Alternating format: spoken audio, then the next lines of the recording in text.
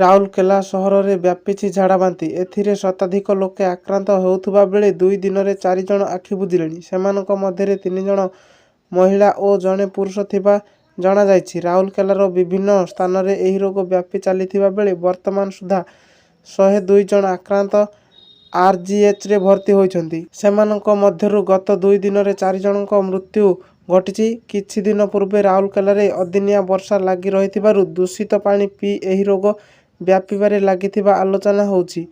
ଆକ୍ରାନ୍ତଙ୍କ ମଧ୍ୟରୁ କିଛି ଭଲ ହୋଇ ଘରକୁ ଫେରିଥିବା ବେଳେ ହସ୍ପିଟାଲରେ ଭର୍ତ୍ତି ହୋଇଥିବା ରୋଗୀ ଚିନ୍ତା ବଢ଼ାଉଛନ୍ତି। ଗତ 10 ତାରିଖ ପରଠୁ ପ୍ରତିଦିନ 20ରୁ ଉର୍ଦ୍ଧ୍ୱ ଲୋକ ଡାଇରିଆରେ ଆକ୍ରାନ୍ତ ହେଉଥିବାରୁ ବେଡ୍ ସଂଖ୍ୟା ବଢ଼ାଯାଇଛି। ଏଥିସହ ନୂଆ ୱାର୍ଡର ବ୍ୟବସ୍ଥା କରାଯାଇଥିବା ରାଉରକେଲା ସରକାରୀ ହସ୍ପିଟାଲ ଅଧୀକ୍ଷକ ସୂଚନା ଦେଇଛନ୍ତି। ତେବେ ପ୍ରକୃତରେ କେଉଁ କାରଣରୁ ଏହି ରୋଗ ରାଉରକେଲାରେ ବ୍ୟାପୁଛି ତାହା ଜାଣିବା ପାଇଁ କାରଣ ଖୋଜା ଚାଲିଛି।